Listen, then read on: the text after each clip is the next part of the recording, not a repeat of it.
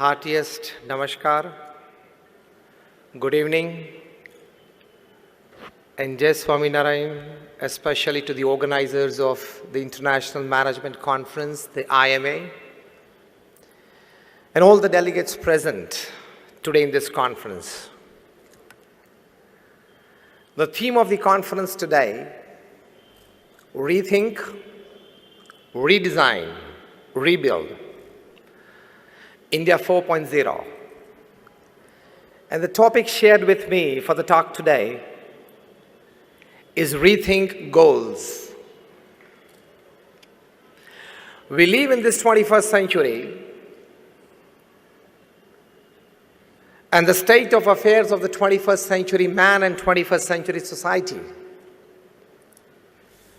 is well described by somebody that these are the times of fancier houses but broken homes.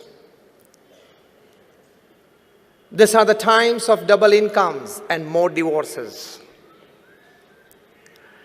These are the times of high-rise buildings and low-rise characters.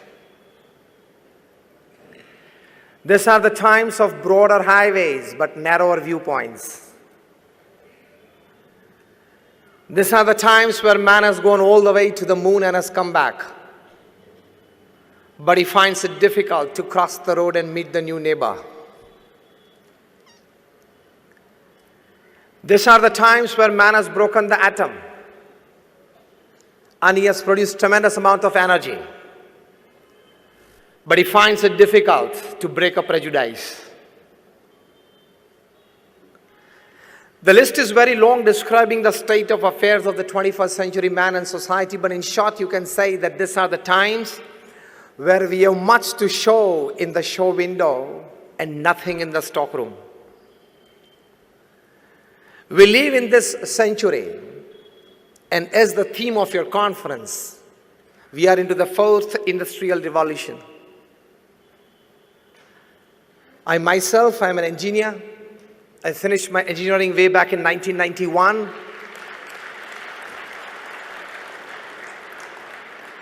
I could see from the faces of many that when you were just in your shorts and as toddlers, I finished my engineering.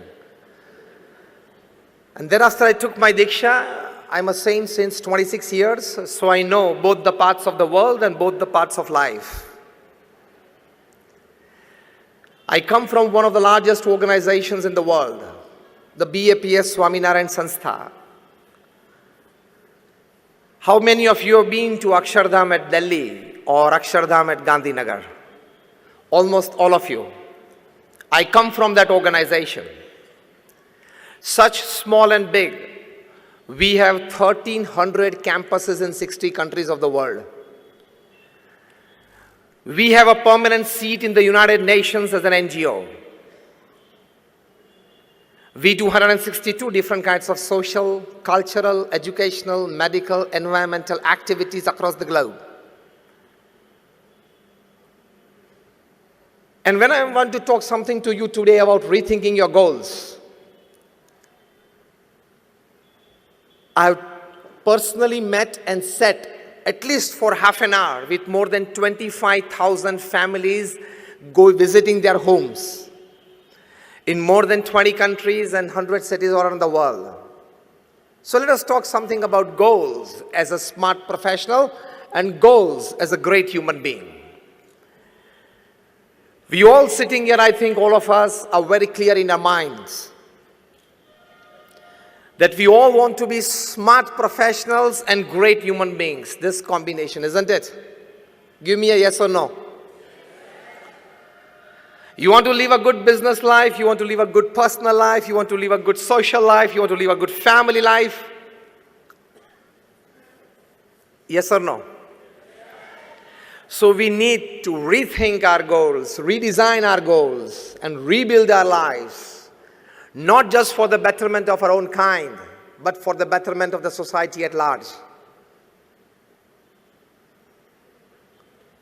From my experience of personally meeting and sitting at least for half an hour with more than 25,000 families across caste, creed, color, religion, nationality backgrounds, let me share with you something. First important aspect that everybody needs to accept and really accept from within is that no man is perfect, and that no man includes me and I also. Put your eye to a little lower level, and you will be in a position to accept the best of thoughts from all directions, to rethink your goals. Bill Gates, perhaps the second richest person upon this earth, he has written his book, his autobiography, Business at the Speed of Light. How many of you have read it? Just 2 or 3 of you. You need to read it. It's as good as attending this conference. He writes in this book how an high school dropout, he himself, Bill Gates, he becomes the richest person upon this earth and a self-made richest person. He writes that the secret of my success is the culmination of 3 things. First, determination. Second, intense hard work. And third, acceptance of the ideas of others. You have to keep your mind open. You have to keep your ears open. You have to keep your eyes open to accept good ideas from surroundings that can constantly and really constantly keep on shaping up your goals for the betterment of yourself, for the society and humanity at large. Acceptance of the ideas of others is a big aspect. Second important aspect to rethink your goals is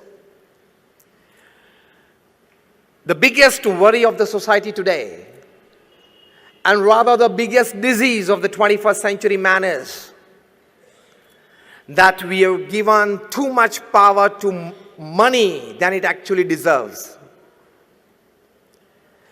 We all sitting here, we have given too much power to money that it decides our relationships, it decides our status, it decides everything in our life.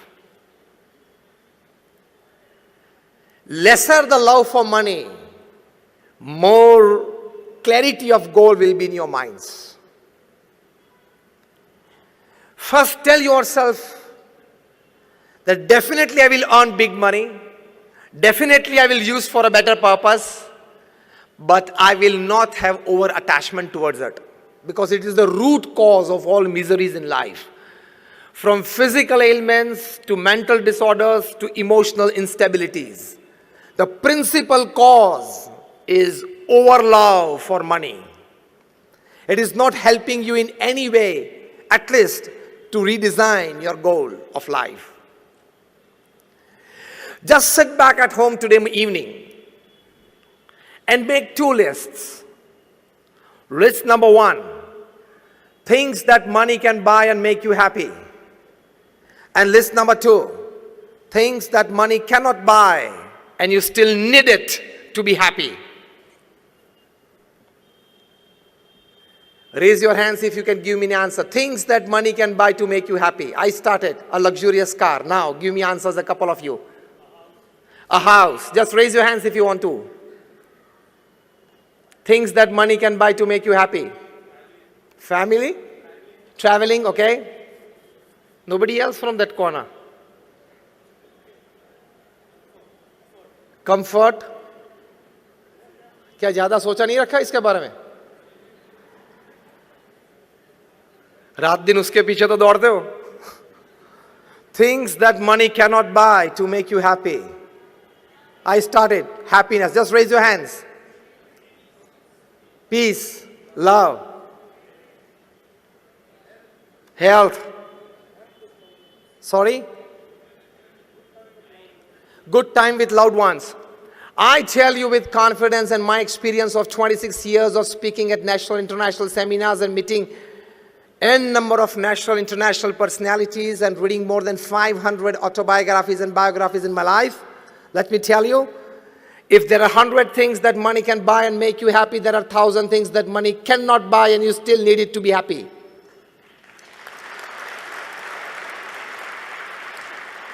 So don't overemphasize the factor called money in your life. That overlove for it, that power given by you to it is not allowing you to redesign the actual and real goals of life. Money can buy you the best houses, it does not have the power to convert into a home. Money can buy you branded clothes and jewelry, it does not have the power to give you beauty and handsomeness. If money can buy you the best of health care, it does not have the power to give you good health. Otherwise, why would Aditya Birla, the chairman of the Aditya Birla Group, pass away because of cancer at the age of 51? Money can buy you a good health care, not health. Money can buy you good food every day. It does not have the power to give you digestion. Money can buy you good beds. Michael Jackson was sleeping on a bed of 94,000 USD. And still after taking 10 sleeping pills, he could not sleep for 2 hours. So money can buy you good beds. It cannot buy you sleep. So again, I put forward emphatically the statement that if money can buy you 100 things to make you happy, it does not have the power to buy you other 1,000 things which actually make you more happier. Decrease the power and influence of money on you and your life. Only then you will live a perfect human life. Again, I repeat, it is needed. Earn it well so that you can help the society well. But don't have overlove and infatuation for it. Otherwise, it will so much overpower your mind. It will consume so much of your time that you won't be able to think of any other aspects of life which are very beautiful. Remember, this is a 70 or 80 year game.